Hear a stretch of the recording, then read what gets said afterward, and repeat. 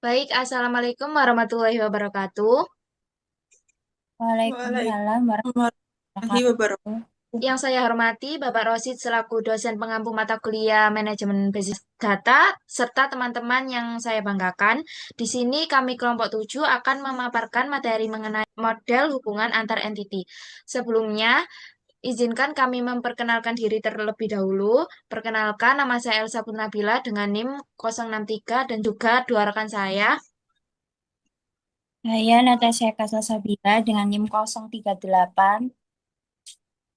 Saya Vina Dwi Maulidina dengan NIM 066. Selanjutnya, waktu dan tempat saya berikan kepada teman saya untuk memaparkan materi yang pertama. Yang pertama yaitu konsep dasar model hubungan antar entitas dalam pemodelan data.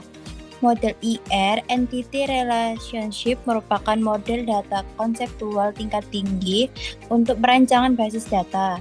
Model IR adalah persepsi terhadap dunia nyata yang terdiri atas objek-objek dasar yang disebut entitas dan keterhubungan atau relationship antar entitas-entitas itu. Hubungan antara entitas menjelaskan bagaimana satu entitas berinteraksi atau terkait dengan entitas lainnya dalam sistem.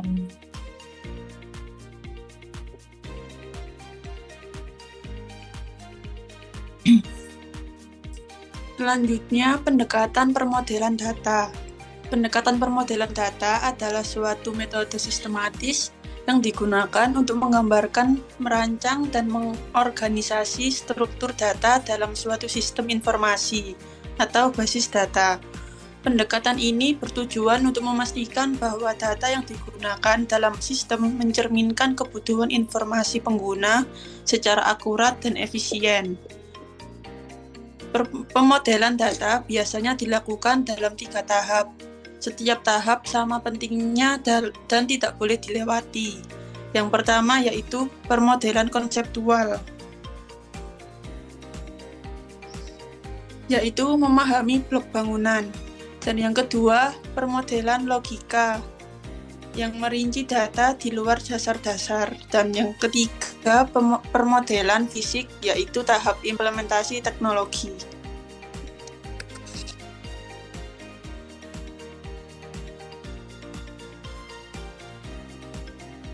Selanjutnya, pemodelan hubungan antar entiti. Pemodelan hubungan antar entitas merupakan bagian dari proses desain basis data yang bertujuan untuk menggambarkan secara jelas bagaimana objek data entitas saling berhubungan satu sama lain dalam konteks suatu sistem informasi.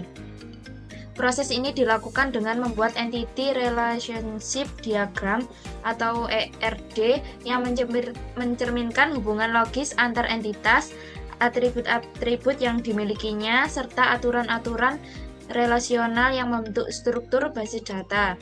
Pemodelan hubungan antar entitas juga mempertimbangkan yang pertama, cardinality, menentukan jumlah minimum dan maksimum ketertiban entitas dalam hubungan. Yang kedua, participation constraint, yaitu apakah semua anggota entitas harus ikut dalam suatu relasi. Yang ketiga, relationship attribute, yaitu atribut yang dimiliki oleh relasi itu sendiri, misalnya tanggal, ambil, dan nilai pada relasi. Yang keempat, weak entity. Entitas tidak dapat diidentifikasi secara unik tanpa bantuan entitas lain dan selalu bergantung pada relasi.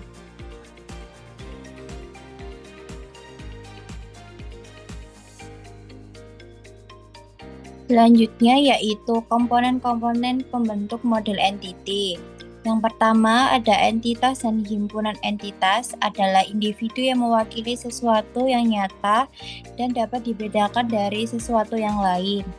Yang kedua yaitu relasi dan himpunan relasi yang merujuk pada hubungan logis antar entitas atau model. Yang ketiga atribut atau properti atau karakteristik yang mendeskripsikan entitas. Yang keempat, kardinalitas merujuk pada jumlah maksimum atau minimum entitas yang dapat berelasi dengan entitas lain dalam suatu hubungan. Kardinalitas relasi yang terjadi di antara dua himpunan entitas dapat berupa one to many, dan many to many.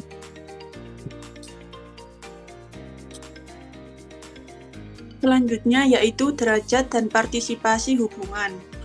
Dalam permodelan data menggunakan entity relationship diagram, hubungan antar entitas tidak hanya menunjukkan keterkaitan antar objek data, tetapi juga mencerminkan seberapa besar keterlibatan entitas dalam hubungan tersebut.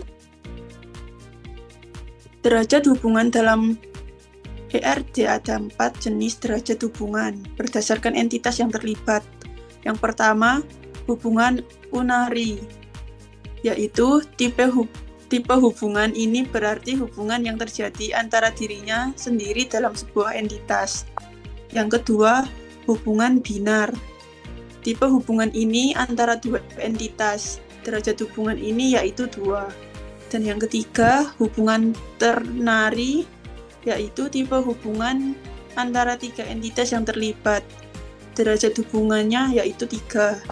Dan yang terakhir, hubungan n-ary, yaitu bentuk umum dari suatu hubungan ketika jumlah total entitas N berpartisipasi.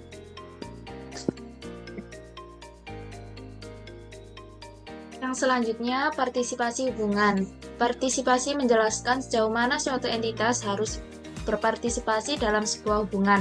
Terdapat 2 jenis partisipasi. Yang pertama, total participation, yaitu semua entitas dari himpunan tersebut harus berpartisipasi dalam hubungan. Contohnya, setiap mahasiswa harus mengambil minimal 1 mata kuliah, maka partisipasi mahasiswa dalam relasi mengambil bersifat total. Yang kedua, partial participation. Tidak semua entitas dari himpunan tersebut harus terlibat dalam hubungan. Contoh, tidak semua dosen harus menjabat sebagai pembimbing, maka partisipasi dosen dalam relasi membimbing bersifat parsial. Sekian yang dapat kelompok kami paparkan. Apabila bagi teman-teman belum paham atau ada yang ingin ditanyakan, bisa tanya langsung melalui kolom komentar di YouTube. Bagi Bapak Rosid, apabila ada tambahan, juga diperkenankan untuk menambahkan komentarnya di kolom komentar di YouTube. Baik, kesimpulan yang dapat kelompok kami sampaikan yaitu model hubungan antar entitas adalah bagian penting dalam pemodelan data yang bertujuan untuk menggambarkan bagaimana objek-objek nyata dalam sistem saling berkaitan.